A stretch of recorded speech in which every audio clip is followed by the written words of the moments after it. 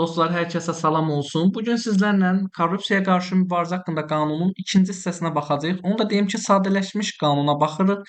Yəni bir-bir qanunda necə yazılıbsa o şəkildə izahını vermirik. Əsas olan məqamları diqqətinizə çatdıracağam. İndi gəlin baxaq biz 9-cu maddəyə. Amma 9-a baxmamışdan əvvəl ilk olaraq baxaq görək, ümumi bir xülasəyə baxaq görək nələrdən danışacağıq. Baxın, ilk olaraq 9-cu maddə hüquq pozmaların növlərindən danışacağıq. Burada bilavasitə korrupsiya hüquq pozmaları və korrupsiya şərait yaradan hüquq pozmalar. Daha sonra maddə 10-11 isə məsuliyyət mexanizmlərindən biz danışmalıyıq. Digəri isə məlumat vermə və müdafiədir və nəticələrin ləğvidir. Yəni qanunsuz əmlakın müsadirəsi və aktların etibarsız sayılmasından. İlk olaraq onu da diqqətinizə çatdırım ki, korrupsiya ilə bağlı hüquq pozmalar iki yerə bölünür. Bunların biri bilavasitədir, digəri isə korrupsiya şərait yaradan hüquq pozmalardır. Və burada qeyd olunur ki, qanun korrupsiyanı yalnız birbaşa rüşvət kimi deyil, eyni şəkildə qanunsuzluğa mühit yaradan sui-istifadələr kimi də təsnif edir. Baxın, bilavasitə korrupsiya hüquq pozmaları vəzifə səlahiyyətlərindən istifadə edərək birbaşa maddi və ya qeyri-maddi nemətlərin tələb edilməsi, alınması və ya verilməsidir. Əlbəttə, vəzifəli şəxsdən söhbət gedir burada. Korrupsiya şərait yaradan hüquq pozmalarda isə vəzifəli şəxsin qanunsuz mənfəət əldə etməsinə zəmin yaradan və yaxud vəzifə səlahiyyətlərindən kənarlaşma və yaxud da ki, maraqlarını toqquşma hallarıdır. Gəlin baxaq bir neçəsinə bilavasitə korrupsiya növlərindən. Bu arada onu da deyim ki, bilavasitə korrupsiya növləri ilə korrupsiya şərait yaradanları necə fərqləndirəcəyi, imtahanda bu suala necə cavab verəcəyik, bununla bağlı videom var. Ona da baxa bilərsiniz, linki yerləşdirəcəm. İndi isə qısa danışırıq biz əlbəttə ki. Baxın, bilavasitə korrupsiya növlərindən rüşvət və tələb var. Söhbət nədən gedir? Vəzifəli şəxsin hər hansısa hərəkətin edilməsi və yaxud edilməməsi müqabilində özü və yaxud üçüncü şəxslər üçün nemət, imtiyaz tələb etmək və qəbul etmək və ya təklif etmək.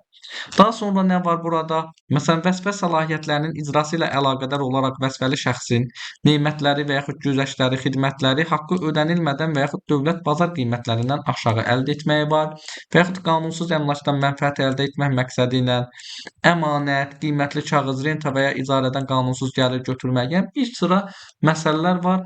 Biz bunu dedik.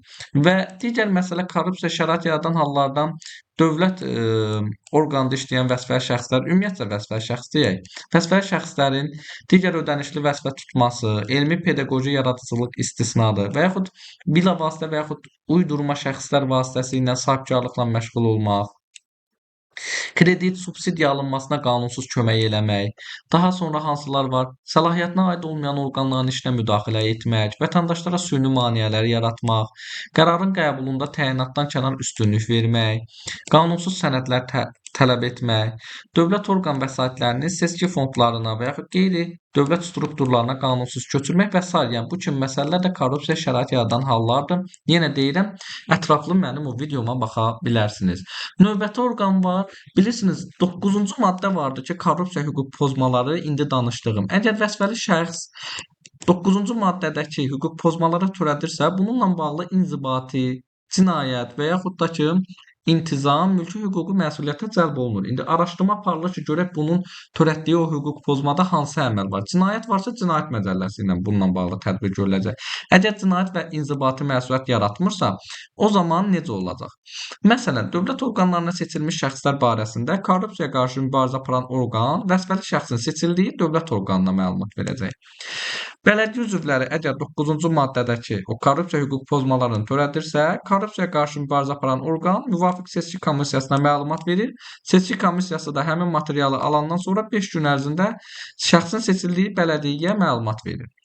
Seçkili vəzifələrə namizədlərlə bağlı əgər bunlar 9-cu maddəni hüquq pozmaları törədirsə, o zaman korrupsiyaya qarşı mübarizə orqan seçki məcəlləsinə əsasən tədbirlər görəcək. Əgər hakimlər törədirsə, həmin o 9-cu maddədə hüquq pozmaları, o zaman məhkəmə hüquq şurasına məlumat verilir ki, intizam tənbeh tətbiqi məsələsinə baxsın. Bu da bizim 10-cu maddəmiz. 11-ci maddəmizdə qeyd olunur ki, hər bir şəxs tərəfindən yazılı və yaxud şifahi formada bu korrupsiya ilə bağlı müraciət oluna bilər. Müraciət hara olunacaq? Səlahiyyətli struktur bölmə var idi. Bax, ora belə deyim, müraciət olunur. Həmin bölmə məlumatı qeydə alır və məlumat verənə bu barədə bildiriş verir, belə deyək. Qeydə alındığı gündən etibarən maksimum 20 iş günü ərzində bax bu iş araşdırılır. Araşdırmanın yekun nəticəsi barədə məlumat verən şəxsə rəsmi məlumat verilir. Növbəti slaydımızda burada qeyd olunur ki, yəni korrupsiyanı tək belə deyək, vəzifəli şəxslər yox, vətəndaşlar da törədə bilər. Əgər fiziki şəxslərin əməlində cinayət tərkibi yaratmayan hüquq pozma olarsa, yəni korrupsiya hüquq pozması, o zaman cərimə olunur. Amma fiziki yox, hüquqi şəxslər barəsində isə əgərləri cinayət tərkibi yaradan hüquq pozma olarsa, o zaman cərimə və yaxud digər cinayət hüquq tədbirləri tətbiq olunur. Növbəti slaydımızda burada səlahiyyətli bölmənin profilindən biz danışırıq. Bir məsələni də diqqətinizə çatdırım. Barəsində məlumat verilən şəxsə və yaxud araşdırmanın nəticəsində marağı olan hər hansısa şəxsə araşdırma həvalə edilə bilməz. Bunu yadınızda saxlayın. Yəni məsələn, əgər mənim barədə məlumat verilibsə ki, bu adam belə deyim, korrupsiya hüquq pozması törədib, bu araşdırmanı mənə verə bilməzlər. Səlahiyyətli struktur bölmənin profilində nələr var? Baxın, öz funksiyalarını səmərəli yerinə yetirmək üçün fəaliyyətinə hər cür qanunsuz müdaxilələri istisna edən statusa malik olmalıdır. Yalnız müvafiq orqanın birbaşa rəhbəri qarşısında hesabatlıdır. İşçilərin qiymətləndirilməsində, intizam tənbehinin tətbiqində bunun iştirakı qadağandır və s. Növbəti korrupsiya faktı kiminlə bağlıdır? Buna baxaq. Əgər standart əməkdaşda korrupsiya faktı törədirsə, bu zaman məlumatı verilir səlahiyyətli struktur bölməyə. Yox, əgər səlahiyyətli struktur bölmənin özü ilə əlaqədardırsa korrupsiya faktı, bu zaman birbaşa qurumun rəhbərinə təqdim olunur. Rəhbər də müvafiq o işləri görür, tədbirləri təmin edir. Əgər yox, belə deyək, məlumat orqanın rəhbəri ilə bağlı olarsa, o zaman rəhbərdən yuxarı vəzifəli şəxsə ya da korrupsiyaya qarşı mübarizə orqanına müraciət olunur. Bu da belə. İndi keçirik digər məsələyə 11.2-ci maddəyə biz keçirik. Deyir ki, şəxsin yazılı razılığı olmadan onun kimliyi açıqlana bilməz. Əlbəttə ki, söhbət korrupsiya ilə bağlı məlumat verən şəxsdən gedir. Əgər bu gizliliyin pozulmasında təqsir olan şəxslər varsa, onlar da birbaşa məsuliyyət daşıyırlar.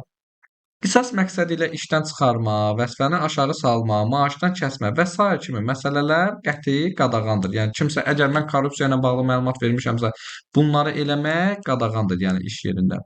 Şəxsə və ya yaxın qohumlarına qarşı zorakılıq, əmlakın məhvi və ya hədə-qorxu real olduqda, o zaman prokurorluq dövlət müdafiəsi tədbirləri tətbiq edir. Növbəti slaydımızda nə var? Növbəti slaydımızda burada qeyd olunur ki, işə götürənin yükü nədən ibarətdir? Deyir ki, əgər məlumat verən işçiyə qarşı intizam tədbiri görülərsə, müəssisə sübut eləməlidir ki, bu tədbir yalnız qanuni hallardan irəli gəlir. Bunun korrupsiya ilə bağlı bir aidiyyatı yoxdur. Yəni mən korrupsiya ilə bağlı məlumat vermişəm. Daha sonra idarə mənim haqqımda belə deyim, müəyyən intizam tənbeh tədbiri görür. İdarə sübut eləməlidir ki, mən bunu həmin şəxs, yəni mən korrupsiya ilə bağlı məlumat verdiyim üçün mənim üzərimdə intizam tənbeh tədbiri görməyib və s. Məlumat verən işçi attestasiyadan keçirildikdə səlahiyyətli struktur bölmənin nümayəndəsi komissiyanın iclasında mütləq iştirak etməlidir. Bu da belə. Növbəti sual deyir, dövlət müdafiəsi hansı hallarda qüvvədən düşür? Biz dedik axı dövlət müdafiəsi var. Məlumat verən şəxsin irəli sürdüyü faktların saxta və ya böhtan xarakterli olduğunu əvvəlcədən bilinməsi sübuta yetirildikdə bilə-bilə yalan məlumat vermə deyək buna və ikinci şəxsin qanunsuz mənfəət məqsədi ilə edilmiş məlumatı ola bilər də, belə şəxslər də var.